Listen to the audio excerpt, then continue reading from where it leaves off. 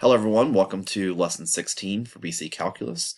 This lesson is going to focus primarily on integration of trigonometric functions, but before we get into those, we actually want to do a couple of L'Hopital questions using trig. So we're going to do these 4 questions that you guys see right here. I will say that for example number 1, I will show you how you should write it out as an FRQ, and then for the other 3, we're just going to kind of go ahead and just do the actual problems themselves. But when you're doing a limit, remember before L'Hopital or whatever, you always want to verify by just substituting in and see if you do get 0 over 0 or one of the other indeterminate forms. So you plug in 0 to here, the arc sine of 0 is 0. You plug in 0 in the bottom, you get 0.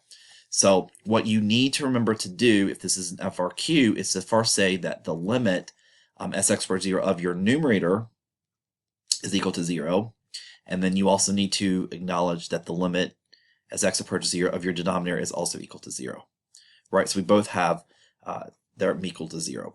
Then you're going to say by L'Hopital, right, by L'Hopital, you're going to say that this limit right here is going to be equal to, right, so you're going to say that the original limit is going to be equal to the limit as x approaches 0 of our derivative of our top over the derivative of our bottom. So remember, we can take the derivative of the top and the bottom.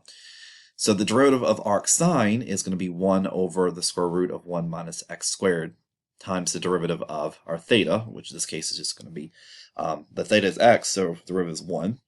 And then the derivative of x is just simply 1.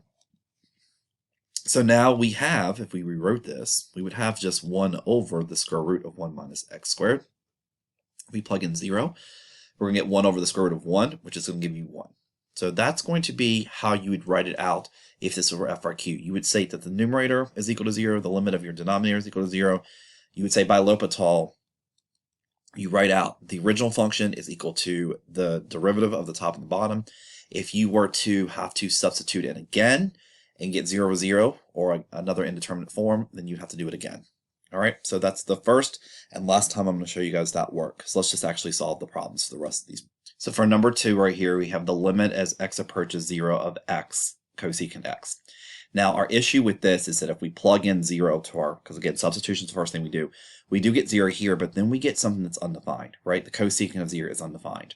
So what we need to end up doing then is rewriting this and say, okay, well, we still have our x, but cosecant is just the same thing as 1 over sine.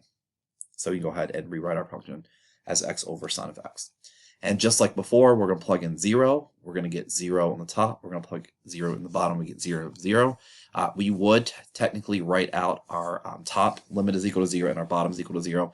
But just to save some time here, we're just going to go ahead and say, okay, well, now let's actually use L'Hopital since we get the indeterminate 0 over 0. And we're going to take the derivative of the top, which is going to be 1. We're going to take the derivative of the bottom, which is going to be cosine. So the derivative of cosine of x is, the derivative of sine of x is cosine of x. And so we're going to go ahead and plug in. And once I get cosine of 0, which is 1, I get another solution of 1. So that answer is going to be 1.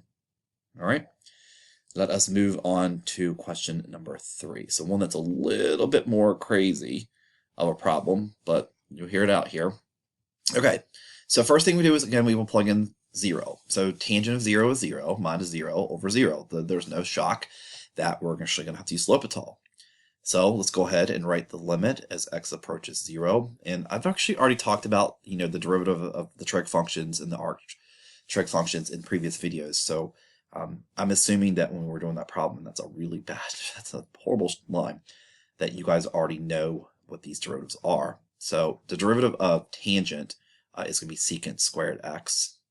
The derivative of x is just going to be 1. And then our derivative in our denominator is going to be 3x squared. So if we plug in secant of 0, remember secant is the reciprocal of cosine. So 1 over cosine of 0 is 1. So this actually is 1. 1 minus 1 is 0. So we get 0.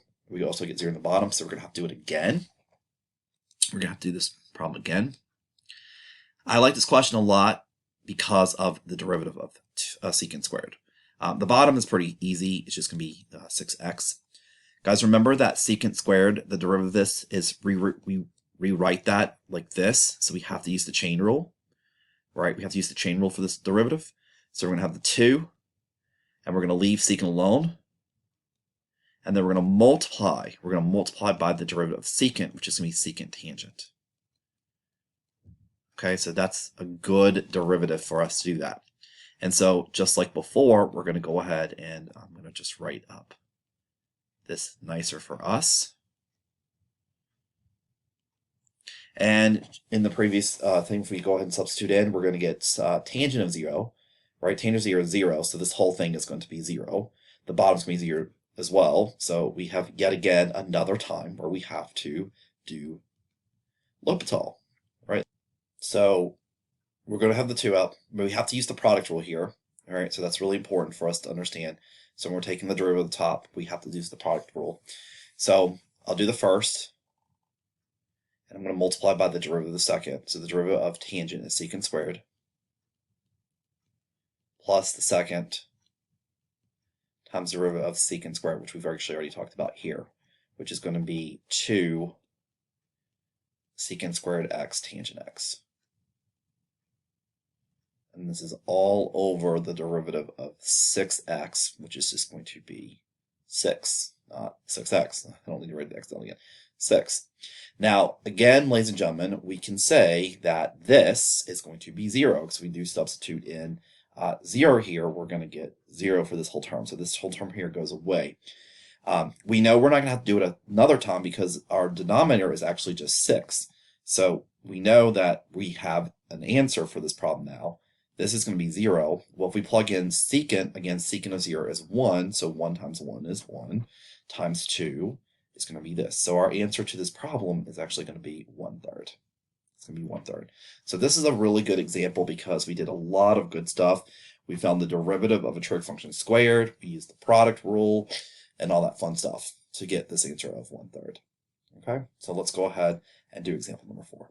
Okay, so we're going to go ahead and do example number 4, and this is where we'll plug in 0. So sine of 0 is 0, 0 minus 0 all over 0. So we get 0 over 0 as our indeterminate form, so we're going to find our derivatives. So the derivative of sine is cosine, and then our derivative of x is 1 all over 3x squared. So if we plug in 0 here, we're going to get 1. 1 minus 1 is 0, and then again, we get 0 on the bottom, so we have to do it again. And we're going to get the top is going to be, the derivative of cosine is going to be negative sine. Be careful with your signs. 6x in the bottom. So again, we plug in 0, we're going to get 0, and we're going to get 0. So our last final time, we're going to plug in, or we're going to take the derivative of negative sine. The derivative of negative sine is negative cosine. The derivative of 6x is just 6. And so finally, when we plug in 0 here, we get 1. So it's going to be negative 1 on the top. And then on the bottom, we get 6. So the answer to this problem is going to be negative 1, 6. So pretty easy basic questions to do with L'Hopital. We're going to come all the way down here to question number 6 and look at this one for a second. And this will be our last video for the L'Hopital. And then we'll start the next video with trig integration. So if I plug in 0, I'm going to again get 0 on the top. If I plug in 0 down here, I'm going to also get 0. So we're going to, now notice this is multiple choice, so technically we don't have to have like proper notation for it. I'm still going to write out the limit stuff because it's just important for us to do it that way. So the limit as theta approaches 0. So again, we have the derivative of negative cosine, which is going to give us positive sine. And then again, this is going to be 2 sine theta quantity squared, right? So remember, it's just the derivative of sine squared is not cosine squared. We actually have to use the chain rule here. So we're going to move the 2 down, and we're going to get 4, and then we're going to leave sine alone, and then we're going to multiply by the derivative of sine, right, what's inside of our parentheses, which is going to give us cosine. And we can go ahead and cancel out our sines, so we know that we don't have to do this again.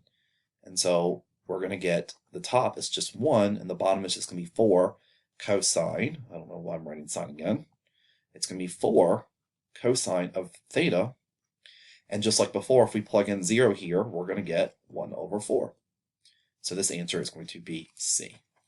Alright, so just some L'Hopital questions with some good trig derivatives in there, thrown in there to you guys. Once we come back to video number 2, we're going to start talking about integration. So I will see you guys in the next video.